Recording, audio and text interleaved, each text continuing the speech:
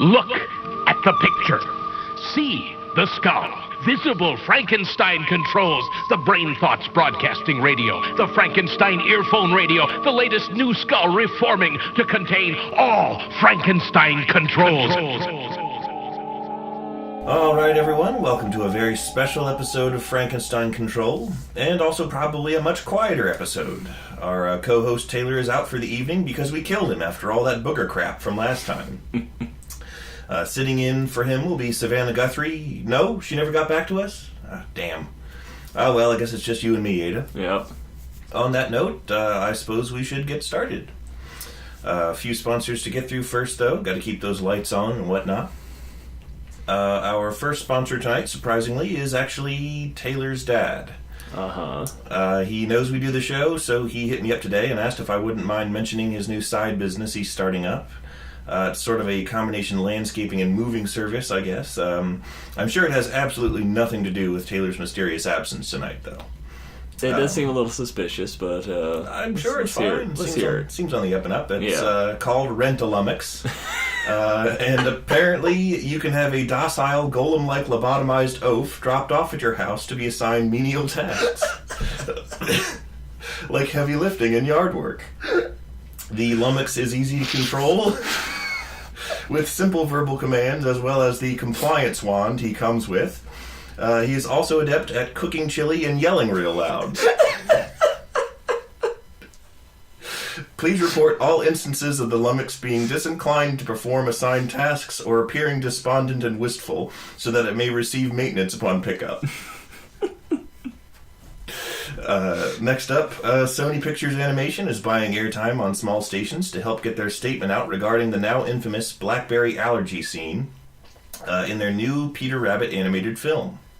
Have you heard about that? I have not. Well, this is a real thing. In the scene in question, the woodland characters are, under attack by Farmer McGregor, Peter Rabbit's nemesis. Yeah. Who is known, in the film at least, to have a severe allergy to berries.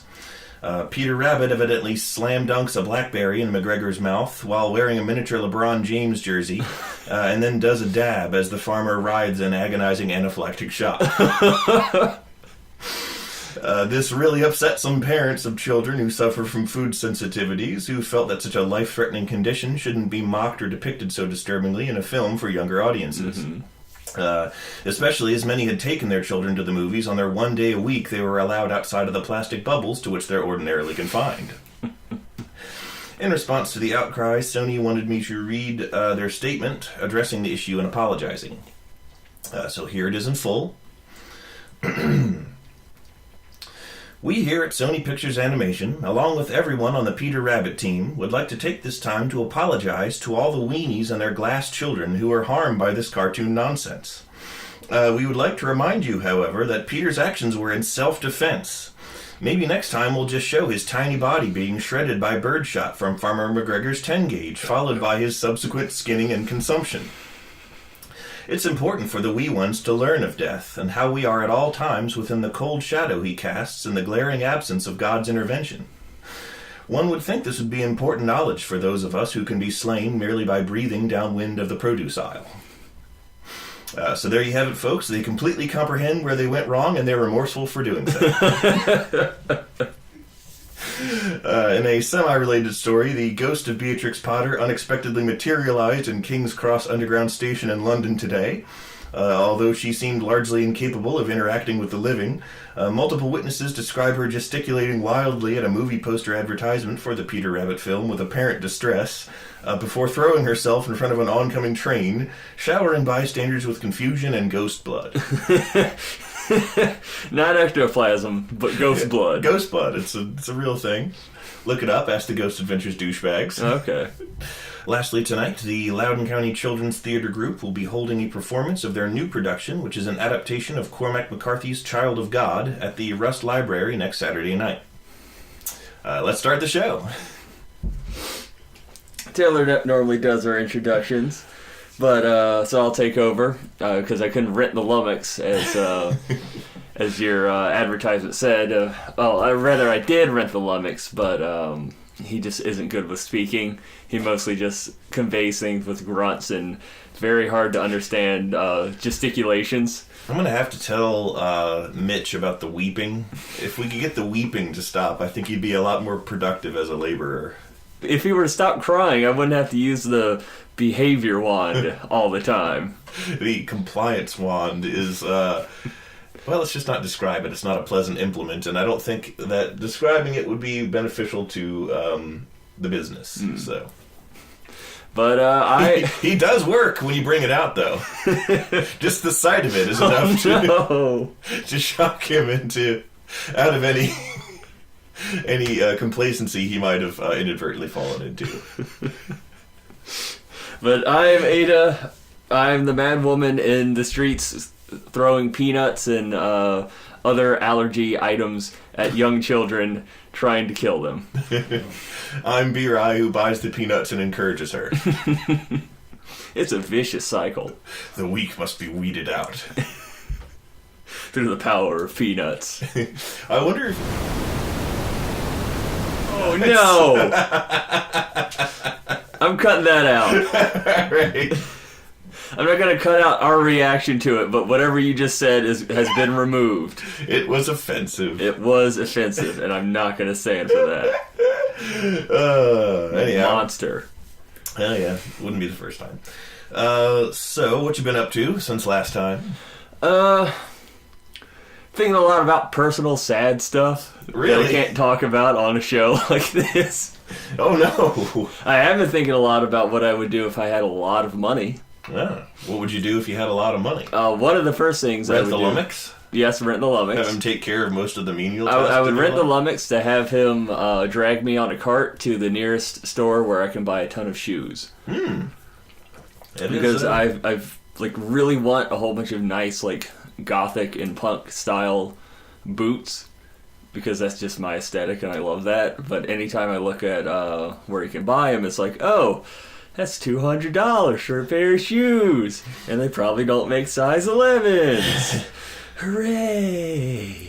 Speaking as someone who spent the ages of 17 to 19 wearing knee-high Johnny the Homicidal Maniac goth boots, the novelty wears off and they're incredibly inconvenient. Yeah, well, I mean, it's not like they're going to be my only pair of shoes. If I had all the money, I'd get all the shoes and I could swap them out before they get boring. Why, what are you, some sort of woman? Yeah!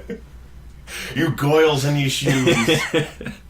They're great. They're like being pretty. I actually have too many shoes myself, despite the only pair you ever see me with being really the only serviceable pair I have. Yeah. I also have a pair of dress shoes, my sandals that I wear in the summer, my old beat Adidas that are probably like the lawn mowing shoes now. And I have like a whole bunch of shoes at my parents' house and like a bin from when we moved out of Richmond. The shoe bin. The shoe bin that all of them need to be either thrown away or donated or possibly sold. Or burned. I'm far too lazy to do any of those things, and they're in Maryland. And when I visit my parents, such as this upcoming weekend, I'm much more interested in talking to them and having fun and petting the dog and drinking beer with my grandfather rather than unpleasant tasks like household cleaning. Yes, and handling shoes. Old shoes. Speaking of household cleaning and domestic life, there's a thing that Lissa found out about and is now in love with, and I have to admit it's precious as all hell. It is an anime, or rather a manga, rather. It's a manga called Giant Spider and Me. Uh-huh. And I know what you're thinking. Mm-hmm. It's adorable. It is a post-apocalyptic manga about this young girl who lives by herself and the house she's trying her best to keep from being ramshackle and still keep in working order, and I guess she still has food and is sort of forced through circumstance to be, largely self-sufficient. Her father is still alive, evidently, but he's traveling for some reason. Mm-hmm. I didn't really see why. I haven't read much of it yet. He went to the store for cigarettes. He went to the store for post-apocalyptic cigarettes. He went to the store to become the Ayatollah of rock and rolla. That's in The Road Warrior, which is the second Mad Max movie, the Great Humongous, which is the hockey mask wearing leader of the vehicle raiders that besiege the town, is the Great Humongous is his name, and his weird little henchman announces him by a number of titles, and that's one of them. Okay. Anyhow, I don't know that it's yet said what the source of the apocalypse was either. Everything doesn't appear to be blasted all to shit like it did in Fallout. So, like, nature is still functional. It's not, a burned ruin. Yeah. And it is in nature, whilst foraging for more food, that the young girl meets a giant spider. And she's at first, he's like, he or she, I'm actually not sure, is about a car-sized or cow-sized spider. And she's terrified of it, understandably so, until it follows her home and begs for food. And then she feeds it, and it becomes a giant, gentle friend, and it's actually extremely cute. Yeah. And their life together is very sweet. Yeah. And the spider isn't super scary looking. He kind of has He's like a jumping spider, from what I've seen. Yeah. He's a bit of a jumping spider, and he sort of has a back covered in plant growth, sort of like some sort of Miyazaki creation. He's mossy. He's mossy, yeah. He's a mossy giant spider, and it is about them learning to live with each other and being friends and having picnic. It's everything that Lissa likes. It's something cute where all they do is get food and have, like, picnics with candy and stuff. Cute things eating. Yes. That's her aesthetic. And so I wanted to make sure I mentioned that. I'm going to go back to my topic of having too much money. What you gonna do with all that money? What you gonna do? What you gonna do with all that money? Move up to North Virginia and becomes transgender. That's basically what I did. Well, there you go. But it's your money to do that with. No one can stop you. What my, like, not really, I wouldn't call it a fantasy, but if I had, like, billionaire money, like Batman style money, I would be a supervillain. But not a really evil one, more like a neutral one. So, like, I'd run around and, like, shoot people with bullets that are like made of gold and have, like, absolutely priceless things in them. So, like, yeah, they just got shot, but now they're actually richer. And then, like, I pay for all their hospital bills too. No, the Fabergé egg that you've launched into their chest cavity should cover their hospital bills. Exactly. You calculate the how severely injured your implement is probably going to make them, and you adjust the projectile accordingly so that it just covers their hospital bill, but, like, they still have to pay their copay on the way out. Oh man, I gotta pay $20. God damn it. Madam Goldbullet strikes again. Because, like, I don't really want to hurt people, but I do want to inconvenience people, because that's funny to me.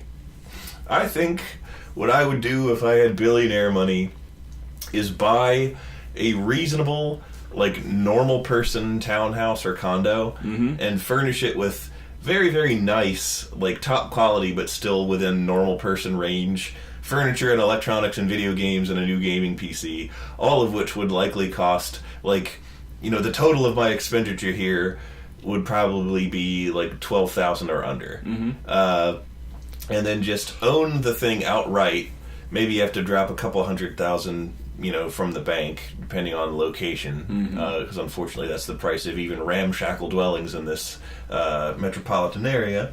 And then I would just live there by myself and not bother anyone, and just let all of my vast amount of fortune stay in investments and in the bank, and I would quietly fund eco-terrorism. And eco and corporate terrorism. Yes. Yes. And donate, what I would really do is donate huge amounts of money to, things like the Gentle Barn and things like no-kill animal shelters and conservationist causes. And I'd probably buy a bunch of weapons just because it's me. And take a bunch of Krav Maga and turn myself into basically a Batman who doesn't actually go out and do Batman things. Just a Batman that stays inside and still loves his parents. Yes. Or has parents to love. Yes, and has parents to love, and just watches, anime and occasionally plays an Elder Scrolls or two. If I had infinite money, I would buy a large scape of land and have this just immense team of builders and terraformers and landscapers all come together and just build the world from Dark Souls 1. And then just run around in it? Yeah. Just run around with it with a giant stick, because I'd have cybernetic arms, so I can now wield the giant club effortlessly. Naked and burned. Yeah, of course. I'm doing a speed run. I gotta get nude. Gotta strip down to my loincloth and whatever that you would call the scrappy tube top that the girls wear. I don't know what you'd call that. Because it's not really a bra, because it doesn't have any support. It's just like a strip of leather wrapped around their chest to cover up the boobies. Because we can't have, God knows we can't have this dried old leathery corpse showing its tits. I mean, do you want to see zombie tits? I know I don't. That's a very valid point. A very valid point. But just imagining a poorly pixelated, poorly extracted from the game screenshot of the zombie tits next to the frozen image of an angry Sean Hannity, as he screams about it as it's ruining America now. Speaking of horrible things in terraforming, did you ever watch the movie Ghosts of Mars? No. Do you know what the movie Ghosts of Mars is? No. It was a shitty action horror movie from 2001. And in 2001, I was 12 years old, and I thought it was awesome. And Steven and I watched it a lot. We rented it from Blockbuster on VHS, because that's what we were able to do. And it's a movie where apparently we've terraformed Mars, and there's a cop lady with a team of other police, of soldiers of some sort, and they're transporting a prisoner on the maglev trains that we evidently have on Mars.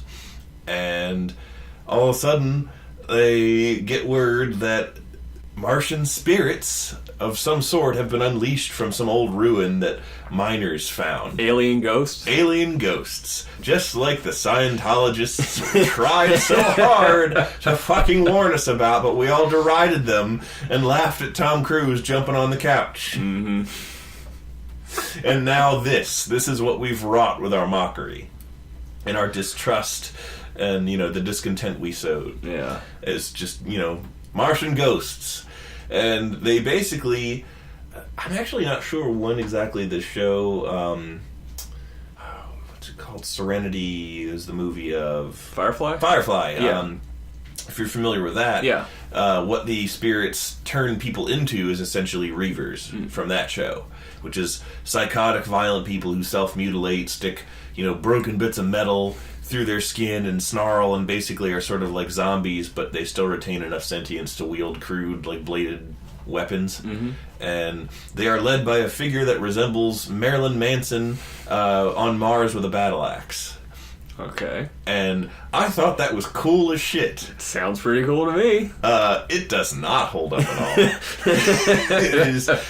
It is if any of the aforementioned description... Oh, yeah, so I didn't finish off. Basically, predictably, the team of soldiers on prisoner transport gets reassigned to go investigate a bunch of disappearances and strange behavior at the mine where it happened. And they go there, and surprise, surprise, everyone's a violent psychopath. Everyone who hasn't been murdered already by the violent psychopaths. So then they have to fight them. And it just loads and loads of poorly chained together action scenes of them shooting never-ending waves of these guys and just fighting them in various, poorly choreographed fight scenes. But to my 12-year-old mind, was the shit. And there's nothing more than I like than watching that shit and then playing Halo 1 on co-op. And, beating up the Covenant and pretending I was doing the same. Yeah. And the ending of... I urge everyone to look up the movie on Wikipedia, read the plot synopsis. The final line of the plot synopsis should impart you with a, that's dumb. What is it? Just read it. I want to leave that for the audience to Okay. do. It's just fun. And if it's what I still think it is, which it should be, because I checked it this morning, you should read it and go, that sounds stupid. God, that sounds stupid. It's You like... checked it this morning as you check every morning. I always got to make sure that the Ghosts of Mars Wikipedia article is the way it was the day before. I can't go to bed or wake up in the morning. You can't let anybody vandalize your precious hate baby. Yep, I have. Well, actually, I don't hate it. I mean, like, I kind of, I'm nostalgic for it. It was a movie I liked when I was a kid. Yeah. If I was in an agreeable mood and someone's like, hey, I got that shit on DVD or it's on, like, HBO, let's just flip over and watch it, I'd probably do it. Yeah. I'd probably be like, oh, God, it doesn't hold up. Might be mildly disappointed at parts. Jason Statham is in it. The bald transporterman. The British actor from the Transporter movies who's generic English angry action man. Oh, okay. Yeah. He's in it. I'm sure he's a lovely guy, but, he's in a lot of bad action movies. There's another piece of media. I believe it's called Terraform Mars or Terror from Mars. It's Japanese, so I don't know exactly how it's supposed to be localized or translated properly. But and I don't think they made an anime of it. Maybe they did. But I read some of it in manga form, and it's about the future, and humans are trying to, like, terraform Mars so you can have humans living on it. And one of the ways they did that is they put various forms of life, as well as cockroaches, onto it. Very determined to survive kind of animal. Like, it's hard to kill them, so... They're very adaptable to a lot of different varied conditions. Yes, they're adaptable. So apparently... I don't know the time frame on this because a lot of things happens to these cockroaches, but they go back and they find the cockroaches, and they have mutated. And they look like giant, naked black men. Okay. As in, like, human people. Their faces look human, but kind of stretched out. Like, their eyes are more like the top... Or they're human eyes. They don't have, like, compound eyes. No, they don't have compound eyes, but they do... The only thing cockroach about them is that they're apparently, like, a shiny black. I don't think they have, like, human skin. They carapace. Yeah, more like a carapace kind of deal. And they have antenna. But, like, they have short, frizzy hair on the top of their heads only. They are jet black. They have 2 arms, 2 legs, a human muscular system, 5 fingers and toes on each hand. They're just giant humans that used to be cockroaches, apparently. And it's really stupid. The weird thing is we were only gone for like 2 weeks. Exactly. Like, they don't give the time frame on this kind of thing. Like, if something's going to evolve into something like that takes millions and billions of years. Yeah. And the whole plot of, like, as far as I read, was just here are these, like, genetically altered superhumans coming to try and remove this super cockroaches so we can start terraforming things, and they just all get killed. Like, it'll set up a character, like, oh yeah, I'm the character that has this ability, and I'm doing this the best of anybody on the world. And they have, like, a backstory and a name, and then they go onto the planet, and their head immediately gets ripped off. And, like, it keeps happening. That's actually kind of funny. I don't think it's meant to be funny. I think it's meant to be cool and edgy, and it's just stupid. There's a good short story that I read that sort of reminds me of, called Dark They Were and Golden-Eyed. Mm-hmm. And I read that when I wasn't supposed to read that, when I was, like, between the ages of 8 and 11. It was included in our... we had, like, these reading books for, like, English class, and they were often filled with multiple short stories, and you'd just be assigned one based on grade level or whatever, based on which multicultural agenda the educrats in charge of your class were pushing at that particular time. Yeah. And, I mean, the stories were never bad. They were just boring. Boring shit you had to read for school. And I'd zip through it because I could read really fast, and I always have been. And then I'd, want to move on to other more interesting, I'd do the bullshit story, do the bullshit questions I had to turn in, and then I'd go elsewhere in the text to read something that looked more fun. Yeah. And Dark They Were and Golden-Eyed sounded cool, so I read that. And that one, memory fails me about the exact details of it, but it sounded like people were colonizing this other planet. Might have been a planet we know about, might have been a completely batshit World X, different new planet. Yeah. And they were setting up basically the colony was like a semblance of almost Twilight Zone era-esque, 50s, 60s America, but Jetsonized. And futurized slightly, but it was meant to be like we're basically setting up the same life we had on Earth, but on this new colony. Mm-hmm. And over time, things happened. I don't remember what things they were, but then in somewhat of the far future, another person, like the next rocket cycle, like it takes 20 years to get to this place. So like on the return trip, the resupply rocket finds all these aliens that live there that deny any knowledge. The settlement's deserted, and no one's lived there in a really long time. All the stuff is crumbling, the cars are rusting, all this stuff is like that. But there are these alien creatures they keep seeing in the hills, and they're dark of skin and golden-eyed. Mm-hmm. And I forget what exactly they look like, but I think it's kind of cool. And over time, the spoiler is that the people, something about the planet, evolved them into that, and that's where they all went. And it was cool, and a 7-year-old me was like, oh shit, this is awesome! I want to say that might be by Ray Bradbury, but I'm not sure. I think it was roughly contemporary with Ray Bradbury. Everybody loves Raymond Bradbury. Yep. Bladbury. That's a Doug name. It is. Oh, Principal Bladbury. Oh, Mr. Bladbury, I didn't terraform Mars like you asked me to. I'm gonna fail the assignment, man. Also, you're green for some reason. It's funny. I actually, when I was in school, I met the colorist that worked on that show. Mm-hmm. So she was the one that was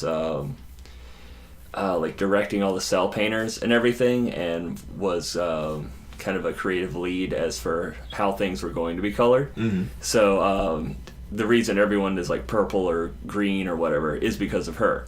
And originally she wanted everyone to be kind of mismatched. So she would Doug's dad would be purple or something, and his mom would be orange or something like that. But the studio put their foot down and said that any parents or family had to be of the same color. Oh. Yeah. Weird. Yes, kind of weird. They would allow a provision for each child to have two different colored parents, but that child's color had to be a combination of their colors, and that child had to be referred to by multiple characters as a halfie. No. You could blame it on, I don't know, John Kay or something.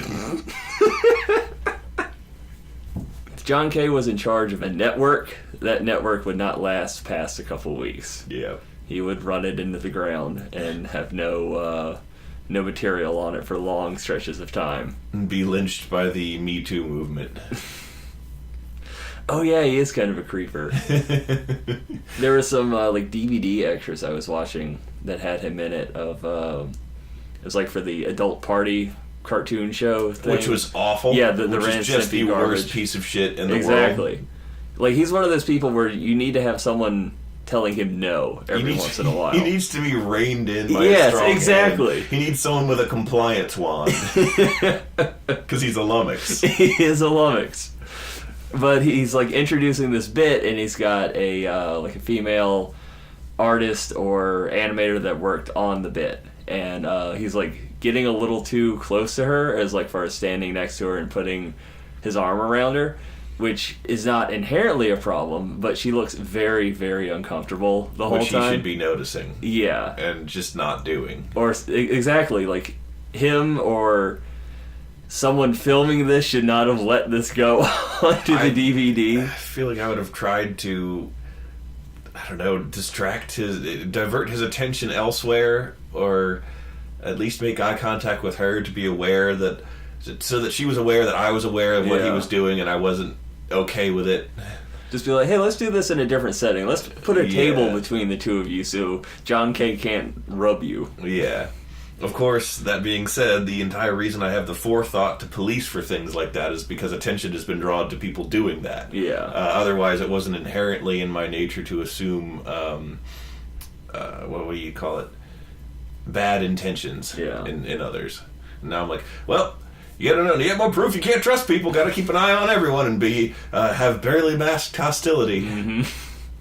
The Be Right Special. What was it? There is some company that this was way too like emphatic and strongly worded a slogan for. But it was like it was like the kind of company that no one would really care about. Like you would want them. It was something like, we're known for being on time, or like we're known for our strength, or something. The slogan was something like that.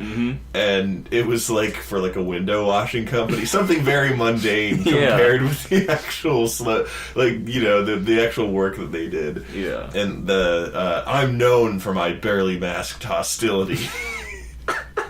And suspicion of others is like on my business card in quotation marks. Be right. What was that company? I don't remember what it is. There was another company that was for like a heating and air conditioning thing that I was behind this truck on my way to work. And it said like something heating and air, and then in quotes it said, "We're not comfortable until you are." And I really want to just airbrush out the "we're not comfortable." Or that's all it said. Yeah. Something air conditioning. We're not comfortable. Spotting trucks on the road has become an extra fun thing for me now, because so many transportation companies will incorporate just the word trans, as in short for transportation, into their names. So you see like trucks that say trans fast on it, and there's actually one that will like drive around our neighborhood a lot when I'm running. So like trans fast will run past me. It's like, hey, that's me. I was behind a truck, a different truck. This was a person's private, regular truck that they were presumably also driving to work in. And they had one of those goofy, plates that people pay for with the horse on it, and it says horse lover or something. And horse enthusiast, that's what it is. Because they realized the first couple rounds of those said horse lover, and after Mr. Hands, they were like, no, we're not doing this anymore. So now it's horse enthusiast, which said with no like punctuation or anything like that is hysterical in and of itself, especially with the stylized horse face. But so they had one of these horse enthusiast plates, and their vanity plate said pony hater, and I was like, that's a contradiction, sir. Your stance on equine mammals is flip-floppy at best. I'm going to require some more Sir, are you enthusiastic about horses? Or do you hate some of them that are smaller and cuter? They're trying to stand up against bronies or something, or just hate My Little Pony in general, regardless of that. It's like, I like the real horses. Those are the ones I want to fuck, not the cartoon ones.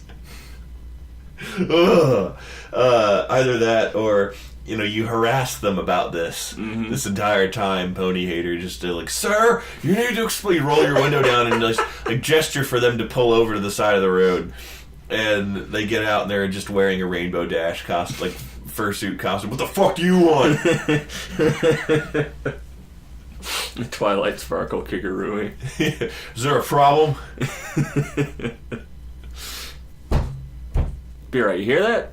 I did. I kind of wish I didn't. We're alone in the house. You hear that grunting? Oh no. Oh god, it's the Lummox! We gotta... Okay, everyone, the episode is over now. We gotta go get that stick and teach that Lummox a lesson. See ya! Gotta be compliant. Now even you know I am a menace. I hand you the secret to save the entire human race and the entire universe.